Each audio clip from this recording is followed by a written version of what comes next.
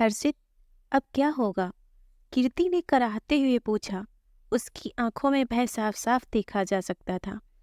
उसे अपनी चोट से ज्यादा आने वाली परिस्थिति को लेकर घबराहट हो रही थी। कुछ नहीं होगा, मैं हूं ना, तुम फिक्र मत करो, हर्षित ने उसके गाल थपथपाते हुए कहा। मगर कीर्ति चाहकर भी मुस्कुरा नहीं सकी। हर्षित ने उसे दवा खिलाकर आराम करने को कहा और खुद भी उसी बेड के किनारे अधलेटा सा हो गया। कीर्ति शायद दवा के असर से नींद के आगोश में चली गई, मगर हर्षित के दिमाग में कई उलझनें एक साथ चहलकदमी कर रही थीं। कितने खुश थे दोनों जब सुबह रेलवे स्टेशन पर मिले थे। उसकी ट्रेन सुबह 8 बजे ही स्टेशन पर लग चुकी थी। कीर्ति की ट्रेन आने में अभी 1 घंटा बाकी था। चाय की चुस्कियों के साथ साथ वह कीर्ति की चैट का भी घूंट घूंट कर स्वाद ले रहा था। जैसे ही कीर्ति की ट्रेन के प्लेटफॉर्म पर आने की घोषणा हुई, वह लपक कर उसके कोच की तरफ बढ़ा। कीर्ति ने उसे देखते ही जोर जोर से हाथ हिलाया। स्टेशन की भीड़ से बेपरवाह दोनों वहीं कसकर गले मिले और फिर अपना अपना बैग लेकर स्टेशन से बाहर निकल आए। पोलो विक्ट्री पर एक स्टोर होटल में कमरा लेकर दोनों ने चेक इन किया। अटेंडेंट के सामान रखकर जाते ही दोनों फिर एक दूसरे से लिपट गए। थोड़ी देर तक एक दूसरे को महसूस करने के बाद वे नहा धोकर नाश्ता करने बाहर निकले। हालांकि कीर्ति का मन नहीं था कहीं बाहर जाने का। वह तो हर्षित के साथ पूरा दिन कमरे में ही बंद रहना चाहती थी, मगर हर्षित ने ही मनुहार की थी बाहर जाकर उसे जयपुर की स्पेशल प्याज की कचौड़ी खिलाने की, जिसे वह टाल नहीं सकी थी। हर्षित को अब अपने उस फैसले पर अफसोस हो रहा था। न वह बाहर जाने की जिद करता और न यह हादसा होता। होटल से निकलकर जैसे ही वे मुख्य सड़क पर आए, पीछे से आई एक अनियंत्रित कार ने कीर्ति को टक्कर मार दी। वह सड़क पर गिर पड़ी। कोशिश करने के बाद भी जब वह उठ नहीं सकी तो हर्षित एम्बुलेंस की मदद से उसे सिटी हॉस्पिटल लेकर आया। एक्सरे जांच में कीर्ति के पांव की हड्डी टूटी हुई पाई गई। डॉक्टर ने दवाओं की हिदायत देने के साथ साथ 6 सप्ताह का प्लास्टर बांध दिया। थोड़ी देर में दर्द कम होते ही उसे हॉस्पिटल से डिस्चार्ज कर दिया गया। मोबाइल की आवाज से कीर्ति की नींद टूटी। उसके मोबाइल में रिमाइंडर मैसेज बजा। लिखा था, से हैप्पी एनिवर्सरी टू हर्षित। कीर्ति दर्द में भी मुस्कुरा दी। उसने हर्षित को विश करने के लिए यह रिमाइंडर अपने मोबाइल में डाला था। पिछले साल यानी इसी दिन 4 मार्च को दोपहर 12 बजे जैसे ही इस रिमाइंडर मैसेज ने उसे विश करना याद दिलाया था, उसने हर्षित को किस करके अपने पुनर्मिलन की सालगिरह विश की थी और उसी वक्त इसमें आज की तारीख सेट कर दी थी। मगर आज वह चाहकर भी हर्षित को गले लगाकर विश नहीं कर पाई, क्योंकि वह तो जख्मी हालत में बेड पर है। उसने एक नजर हर्षित पर डाली और रिमाइंडर में अगले साल की डेट सेट कर दी। हर्षित अभी आंखें मूंदे लेटा था, पता नहीं सो रहा था या कुछ सोच रहा था। कीर्ति ने दर्द को सहन करते हुए एक बार फिर से अपनी आंखें बंद कर ली। पता नहीं क्या क्या लिखा है विधि ने मेरे हिस्से में, सोचते हुए अब कीर्ति का दिमाग भी चेतन होकर यादों की बीती गलियों में घूमने लगा। लगभग साल भर पहले की बात है। उसे अच्छी तरह याद है। 4 मार्च की वह शाम, वह अपने कॉलेज की तरफ से 2 दिन का एक सेमिनार अटेंड करने जयपुर आई थी। शाम के समय टाइम पास करने के लिए जीटी रोड पर घूमते घूमते अचानक उसे हर्षित जैसा एक व्यक्ति दिखाई दिया। वह चौंक गई। हर्षित यहाँ कैसे हो सकता है? सोचते सोचते वह उस व्यक्ति के पीछे हो ली। एक शॉप पर आखिर वह उसके सामने आ ही गई। उस व्यक्ति की आंखों में भी पहचान की परछाई सी उभरी। दोनों सकपकाए और फिर मुस्कुरा दिए। हाँ, यह हर्षित ही था, उसको कॉलेज का साथी, उसका खास दोस्त, जो न जाने उसे किस अपराध की सजा देकर अचानक उससे दूर चला गया था। कॉलेज के आखिरी दिनों में हर्षित उससे कुछ खिंचा खिंचा सा रहने लगा था और फिर फाइनल एग्जाम खत्म होते होते बिना कुछ कहे सुने हर्षित उसकी जिंदगी से चला गया। कितना ढूंढा था उसने हर्षित को, मगर किसी से भी उसे हर्षित की कोई खबर नहीं मिली। कीर्ति आज तक हर्षित के उस बदले हुए व्यवहार का कारण समझ नहीं पाई थी। धीरे धीरे वक्त अपने रंग बदलता रहा। डॉक्टरेट करने के बाद कीर्ति स्थानीय गर्ल्स कॉलेज में लेक्चरर हो गई और अपने विगत से लड़कर आगे बढ़ने की कोशिश करने लगी। इसी बीच कीर्ति ने अपने पापा की पसंद के लड़के मेहुल से शादी भी कर ली। बच्चों की मां बनने के बाद भी कीर्ति को मेहुल के लिए अपने दिल में कभी प्यार वाली तड़प महसूस नहीं हुई। दिल आज भी हर्षित के लिए धड़क उठता था। शादी करके जैसे उसने अपनी जिंदगी से एक समझौता किया था।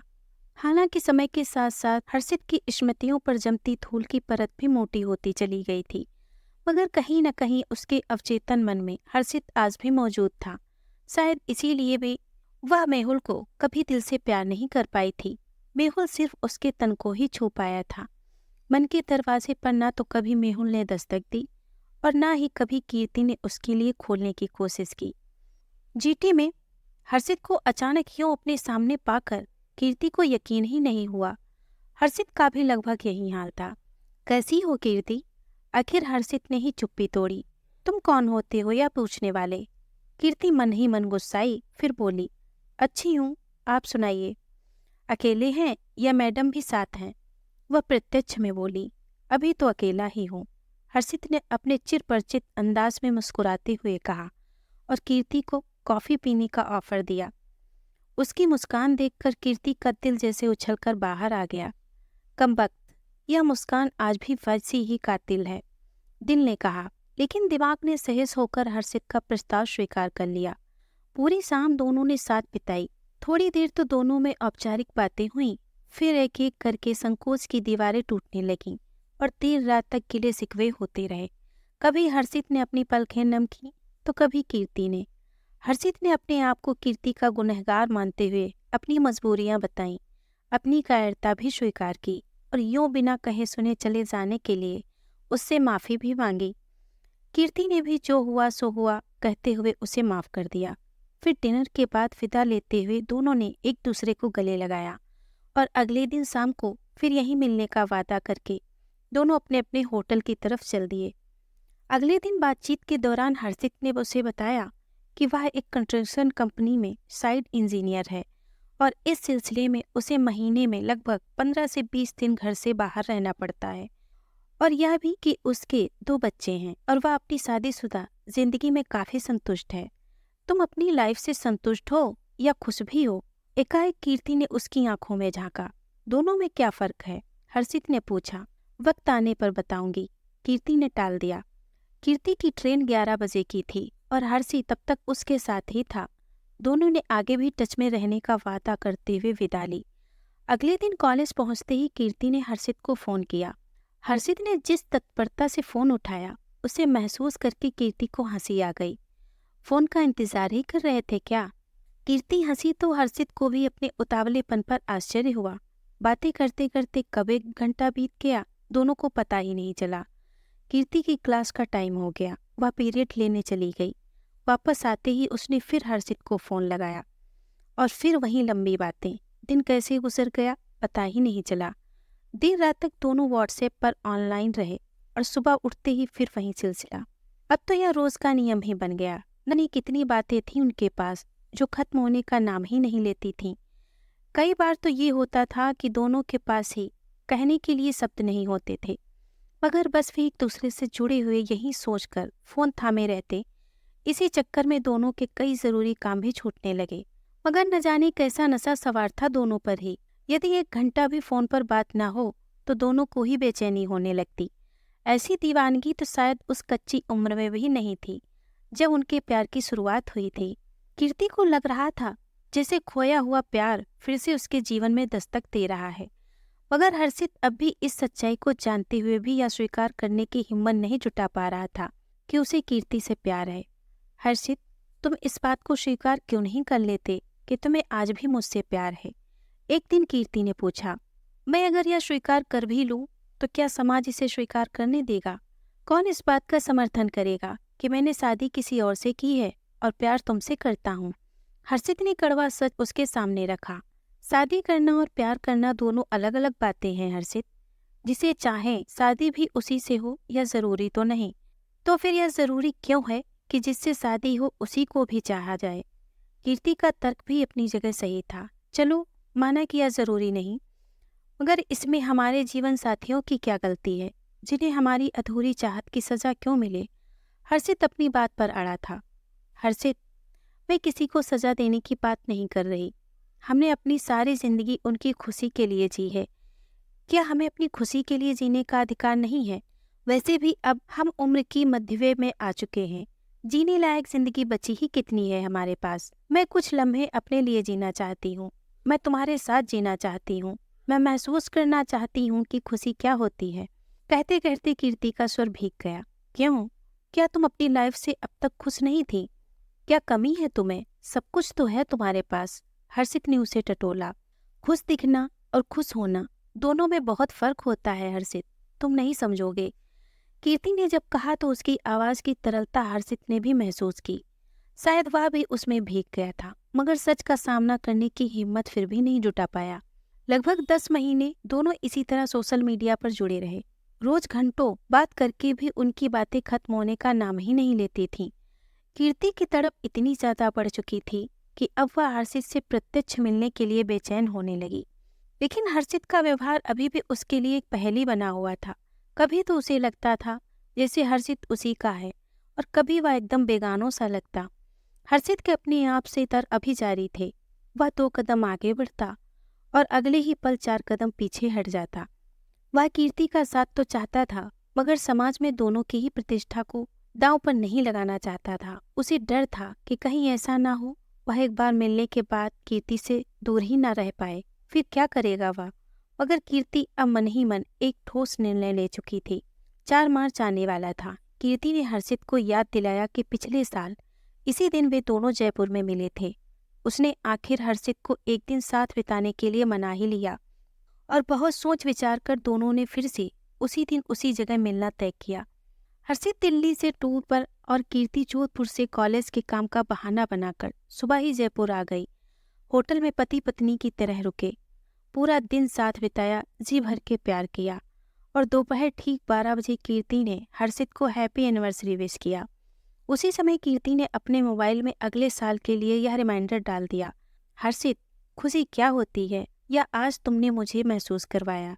थैंक्स। अब अगर मैं मर भी जाऊं तो कोई गम नहीं। रात को जब विदा लेने लगे तो कीर्ति ने हर्षित को एक बार फिर चूमते हुए कहा, मने तुम्हारे दुश्मन, अभी तो हमारी जिंदगी से फिर से मुलाकात हुई है। सच कीर्ति, मैं तो मशीन ही बन चुका था। मेरे दिल को फिर से धड़काने के लिए शुक्रिया, और हाँ, खुशी और संतुष्टि में फर्क महसूस करवाने के लिए भी। हर्षित ने उसके चेहरे पर से बाल हटाते हुए कहा, और फिर से उसकी कमर में हाथ डालकर उसे अपनी ओर खींच लिया। अब आज की छोड़ो, मेरी ट्रेन का टाइम हो रहा है। कीर्ति ने मुस्कुराते हुए हर्षित को अपने आप से अलग किया। उसी शाम दोनों ने वादा किया कि हर साल 4 मार्च को वे दोनों इसी तरह इसी जगह मिला करेंगे। उसी वादे के तहत आज भी दोनों यहाँ जयपुर आए थे, और यह हादसा हो गया। कीर्ति, डॉक्टर ने तुम्हारे डिस्चार्ज पेपर बना दिए, मैं टैक्सी लेकर आता हूँ। हर्षित ने धीरे से उसे जगाते हुए कहा। कैसे वापस जाएगी वह जोधपुर? कैसे मेहुल का सामना कर पाएगी? कीर्ति फिर से भयभीत हो गई, मगर जाना तो पड़ेगा ही, जो होगा देखा जाएगा। सोचती हुई कीर्ति ने अपनी सारी हिम्मत को एक साथ समेटने की कोशिश की और जोधपुर जाने के लिए अपने आप को मानसिक रूप से तैयार करने लगी। कीर्ति ने मेहुल को फोन करके अपने एक्सीडेंट के बारे में बता दिया। ज्यादा चोट तो नहीं आई? मेहुल ने सिर्फ इतना ही पूछा। नहीं, सरकारी हॉस्पिटल में ही दिखाया था ना, प्राइवेट वाले तो बस लूटने के मौके ही ढूंढते हैं। ये सुनकर कीर्ति को कोई आश्चर्य नहीं हुआ। उसे मेहुल से इसी तरह की उम्मीद थी। कीर्ति ने बहुत कहा कि वह अकेली ही जोधपुर चली जाएगी, मगर हर्षित ने उसकी एक न सुनी और टैक्सी में उसके साथ जोधपुर चल पड़ा। कीर्ति को हर्षित का सहारा लेकर उतरते देख मेहुल का माथा ठनका। ये मेरे पुराने दोस्त हैं, जयपुर में अचानक मिल गए, कीर्ति ने परिचय कराते हुए कहा। मेहुल ने हर्षित में ज्यादा दिलचस्पी नहीं दिखाई। बोला, टैक्सी से आने की क्या जरूरत थी? ट्रेन से भी आ सकती थी। टैक्सी वाले को किराया चुकाना मेहुल को अच्छा नहीं लग रहा था। आप रहने दीजिए, किराया मैं दे दूंगा, वापस भी जाना है ना। हर्षित ने उसे इस स्थिति से उबार लिया। कीर्ति को जोधपुर छोड़कर उसी टैक्सी से हर्षित लौट गया। कीर्ति 6 सप्ताह की बेड रेस्ट पर थी। दिन भर बिस्तर पर पड़े पड़े उसे हर्षित से बातें करने के अलावा और कोई काम ही नहीं सोचता था। कभी जब हर्षित अपने प्रोजेक्ट में बिजी होता तो उससे बात नहीं कर पाता था। यह बात कीर्ति को अखर जाती थी। वह फोन या व्हाट्सएप पर मैसेज करके अपनी नाराजगी जताती थी। फिर हर्षित उसे मनोहार करके मनाता था। कीर्ति को उसका यूं मनाना बहुत सुहाता था। वह मन ही मन प्रार्थना करती कि उनके रिश्ते को किसी की नजर न लग जाए। ऐसे ही एक दिन वह अपने बेड पर लेटी लेटी हर्षित से बातें कर रही थी। उसने अपनी आंखें बंद कर रखी थी। उसे पता ही नहीं चला कि मेहुल कब से वहां खड़ा उसकी बातें सुन रहा है। बाय, लव यू कहते हुए फोन रखने के साथ ही जब मेहुल पर उसकी नजर पड़ी तो वह सकपका गई। मेहुल की आंखों का गुस्सा उसे अंदर तक खिला गया। उसे लगा मानो आज उसकी जिंदगी से खुशियों की विदाई हो गई। किससे कहा जा रहा था ये सब? जो उस दिन मुझे जयपुर से छोड़ने आया था, यानी हर्षित। कीर्ति अब मेहुल के सवालों के जवाब देने के लिए मानसिक रूप से तैयार हो चुकी थी। तो तुम इसलिए बार बार जयपुर जाया करती थी? मेहुल अपने काबू में नहीं था। कीर्ति ने कोई जवाब नहीं दिया। अपनी नहीं तो कम से कम मेरी इज्जत का ही ख्याल कर लेती। समाज में बात खुलेगी तो क्या होगा, कभी सोचा है तुमने? मेहुल ने उसके चरित्र को निशाना बनाते हुए चोट की। तुम्हारी इज्जत का ख्याल था इसीलिए तो बाहर मिली उससे, वरना यहाँ इस शहर में भी मिल सकती थी। और समाज, किस समाज की बात करते हो तुम? किसे इतनी फुर्सत है कि अपनी आपाधापी में मेरे बारे में कोई सोचे? मैं कितना सोचती हूँ किसी और के बारे में। यदि कोई सोचता भी है तो 2 दिन बाद सोचकर भूल जाएगा। वैसे भी लोगों की याददाश्त बहुत कमजोर होती है। कीर्ति ने बहुत ही संयत स्वर में कहा। बच्चे क्या सोचेंगे तुम्हारे बारे में? उनका तो कुछ ख्याल करो। मेहुल ने इस बार इमोशनल वार किया। 2-4 सालों में बच्चे भी अपनी अपनी जिंदगी में व्यस्त हो जाएंगे, फिर शायद वे वापस मुड़कर कभी इधर ना आए। मेहुल, मैंने सारी उम्र अपनी जिम्मेदारियां निभाई हैं, बिना तुमसे कोई सवाल किए अपना हर फर्ज निभाया है, फिर चाहे वह पत्नी का हो अथवा माँ का। अब मैं कुछ समय अपने लिए जीना चाहती हूँ। क्या मुझे इतना भी अधिकार नहीं? कीर्ति की आवाज लगभग भरी गई थी। तुम पत्नी हो मेरी, मैं तुम्हें कैसे किसी और की बाहों में देख सकता हूँ? मेहुल ने उसे झकझोरते हुए कहा। हाँ, पत्नी हूँ तुम्हारी, मेरे शरीर पर तुम्हारा अधिकार है। मगर कभी सोचा है तुमने कि मेरा मन आज तक तुम्हारा क्यों नहीं हुआ? तुम्हारे प्यार के छींटों से मेरे मन का आंगन क्यों नहीं भीगा? तुम चाहो तो अपने अधिकार का प्रयोग करके मेरे शरीर को बंदी बना सकते हो। एक जिंदा लाश पर अपने स्वामित्व का हक जताकर अपने अहम को संतुष्ट कर सकते हो, मगर मेरे मन को तुम सीमाओं में नहीं बांध सकते, हर्षित के बारे में सोचने से नहीं रोक सकते। कीर्ति ने शून्य में ताकते हुए कहा। अच्छा, क्या वह हर्षित भी तुम्हारे लिए इतना ही दीवाना है? क्या वह भी तुम्हारे लिए अपना सब कुछ छोड़ने को तैयार है? मेहुल ने व्यंग से कहा। दीवानगी का कोई पैमाना नहीं होता। वह मेरे लिए किस हद तक जा सकता है या मैं नहीं जानती, मगर मैं उसके लिए किसी भी हद तक जा सकती हूँ, कीर्ति ने दृढ़ता से कहा। अगर तुमने इस व्यक्ति से अपना रिश्ता खत्म नहीं किया तो मैं उसके घर जाकर उसकी सारी हकीकत बता दूंगा, कहते हुए मेहुल ने गुस्से में आकर कीर्ति के हाथ से मोबाइल छीनकर उसे जमीन पर पटक दिया। मोबाइल बिखरकर कीर्ति के दिल की तरह टुकड़े टुकड़े हो गया। मेहुल की आखिरी धमकी ने कीर्ति को सचमुच डरा ही दिया था। वह नहीं चाहती थी कि उसके कारण हर्षित की जिंदगी में कोई तूफान आए। वह अपनी खुशियों की इतनी बड़ी कीमत नहीं चुका सकती थी। उसने मोबाइल के सारे पार्ट्स फिर से जोड़े और देखा तो पाया कि वह अभी भी चालू स्थिति में है। शायद मेरे हिस्से नियति ने खुशी लिखी नहीं, मगर मैं तुम्हारी खुशियां नहीं निगलने दूंगी। तुमने जो खूबसूरत यादें मुझे दी हैं उनके लिए तुम्हारा शुक्रिया। एक आखिरी मैसेज उसने हर्षित को लिखा और मोबाइल से सिम निकालकर टुकड़े टुकड़े कर दिए। उधर हर्षित को कुछ भी समझ नहीं आया कि यह अचानक क्या हो गया। उसने कीर्ति को फोन लगाया मगर फोन स्विच ऑफ था। फिर उसने व्हाट्सएप पर मैसेज छोड़ा मगर वह भी अनसीन ही रह गया। अगले कई दिन हर्षित उसे फोन ट्राई करता रहा मगर हर बार स्विच ऑफ का मैसेज पाकर निराश हो उठता। उसने कीर्ति को फेसबुक पर भी कांटेक्ट करने की कोशिश की, लेकिन शायद कीर्ति ने फेसबुक का अपना अकाउंट ही डिलीट कर दिया था। उसके किसी भी मेल का कोई जवाब भी कीर्ति की तरफ से नहीं आया। एक बार तो हर्षित ने जोधपुर जाकर उससे मिलने का भी मन बनाया, मगर फिर यह सोचकर कहीं उसकी वजह से स्थिति ज्यादा खराब न हो जाए, उसने सब कुछ वक्त पर छोड़कर अपने दिल पर पत्थर रख लिया और कीर्ति को तलाश करना बंद कर दिया। इस वाकया के बाद कीर्ति ने अब मोबाइल रखना ही बंद कर दिया। मेहुल के बहुत जिद करने पर भी उसने नई सिम नहीं ली। बस कॉलेज से घर और घर से कॉलेज तक ही उसने खुद को सीमित कर लिया। कॉलेज से भी मन जब उचटने लगा तो उसने छुट्टियां लेनी शुरू कर दी, मगर छुट्टियों की भी एक सीमा होती है। साल भर होने को आया, अब कीर्ति अक्सर विदाउट पे रहने लगी। धीरे धीरे वह गहरे अवसाद में चली गई। मेहुल ने बहुत इलाज करवाया मगर कोई फायदा नहीं हुआ। अब मेहुल भी चिड़चिड़ा सा होने लगा था। एक तो कीर्ति की बीमारी, ऊपर से उसकी सैलरी भी नहीं आ रही थी। मेहुल को अपने खर्चों में कटौती करनी पड़ रही थी, जिसे वह सहन नहीं कर पा रहा था। पति पत्नी जैसा भी कोई रिश्ता अब उनके बीच नहीं रहा था। यहाँ तक कि आजकल तो खाना भी अक्सर या तो मेहुल को खुद बनाना पड़ता था या फिर बाहर से आता। मरीज ने शायद खुद को खत्म करने की ठान ली है। जब तक यह खुद जीना नहीं चाहेंगी, कोई भी दवा या इलाज तरीका इन पर कारगर नहीं हो सकता। सारे उपाय करने के बाद अंत में डॉक्टर ने भी हाथ खड़े कर दिए। देखो, अब बहुत हो चुका, मैं अब तुम्हारे नाटक और सहन नहीं कर सकता। आज तुम्हारी प्रिंसिपल का फोन आया था, कह रहे थे कि तुम्हारे कॉलेज की तरफ से जयपुर में 5 दिन की एक ट्रेनिंग कैंप लगा है। अगर तुमने उसमें भाग नहीं लिया तो तुम्हारा इंक्रीमेंट रुक सकता है। हो सकता है कि यह नौकरी भी यहाँ से चली जाए। मेरी समझ में नहीं आता कि तुम क्यों अच्छी भली नौकरी को लात मारने पर तुली हो। मैंने तुम्हारी प्रिंसिपल से कहकर कैंप के लिए तुम्हारा नाम जुड़वा दिया है। 2 दिन बाद तुम्हें जयपुर जाना है।